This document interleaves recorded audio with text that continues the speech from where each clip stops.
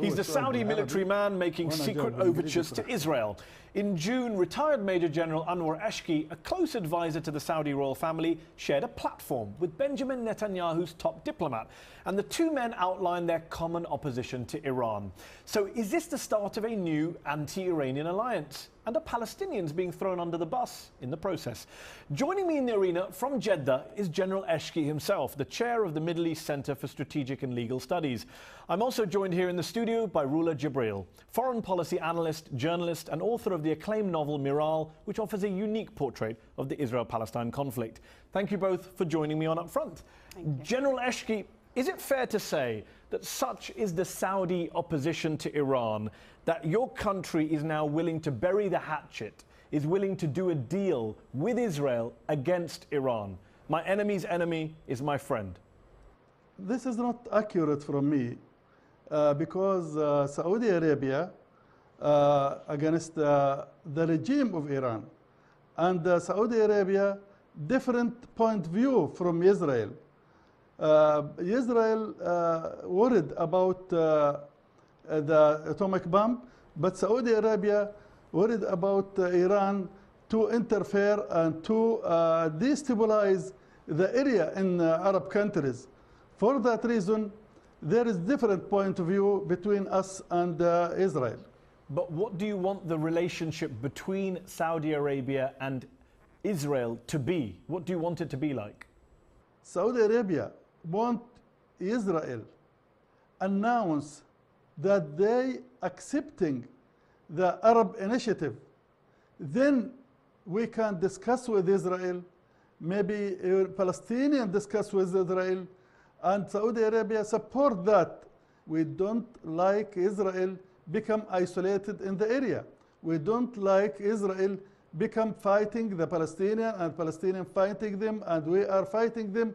We have to cooperate together.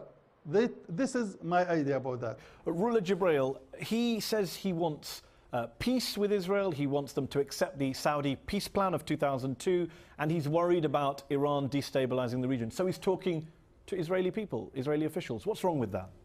There's nothing wrong with that. Actually, it's great that now the Saudis are trying to talk, except that the Saudis don't understand two things. One is Iran has a role in destabilizing the region, but they have a bigger role in destabilizing the region. Look what we are seeing. Who has a bigger role in? Saudi Arabia. Look at their interference. They are financing terrorists and tyrant alike with one goal: to export their Wahhabi, exclusionary, puritanical sect of Islam. And everybody else has to be killed, whether they're Shia or Sunni moderates. Regarding the Palestinian issue, it's a smokescreen.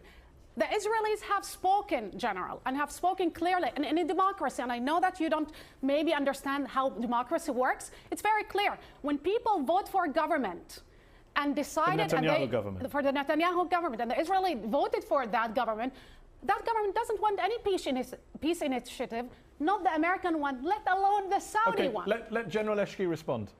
We in Saudi Arabia did not support the radicals. We are against the radicals. General Ashki, you have to explain to the people why ISIS in their capital Raqqa have Saudi textbooks, because you have more in common with ISIS than any other group in the area. Rola, let me ask you a question. A recent poll showed that 52% of Saudis say they see Iran as the biggest threat to Saudi Arabia, and only 18% say they see Israel as a threat.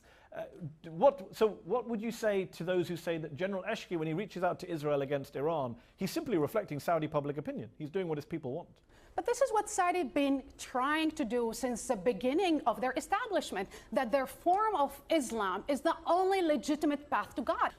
What the polls are reflecting that kind of ideology and that kind of mentality. It's not far away from what ISIS is doing. Okay, let me bring the subject back to what we were discussing. Saudi Arabia has constantly said it's a champion of the Palestinians over the years. How do you think Palestinians feel when they hear you refer to Benjamin Netanyahu as a strong leader and a logical leader, you called him?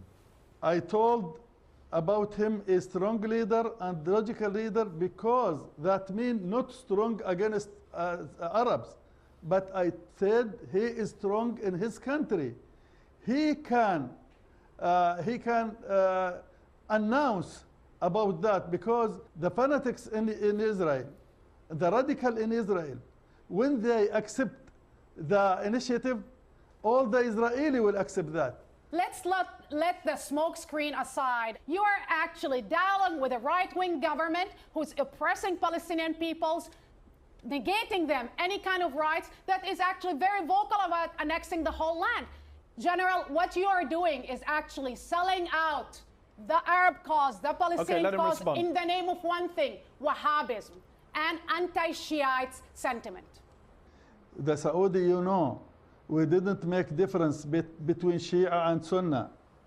I am living with Shia and Sunnah in Medina. No any problem with that. But Iran tried to use that to make separate for between Shia and Sunnah. A lot of Palestinians say that Saudi Arabia is willing to bomb Yemen for 6 months, the poorest country in the Middle East. But when Israel is bombarding Gaza, there's no Saudi Air Force in sight. There are no Saudi troops ever coming to the rescue of Palestinians in Gaza. What do you say to them? Yeah, not Saudi Arabia only. We are not bombing the people. We are bombing the But you're taking military action in weapons, Yemen. The rockets and like that. Well, actually, you've actually bombed lots of dairy factories and power stations. But deal with the bigger point that you're willing to take military action in Yemen, but you never take any kind of steps to physically protect the Palestinians in Gaza when they're being bombed. That's what a lot of Palestinians say. The difference, I told the Iranian about that.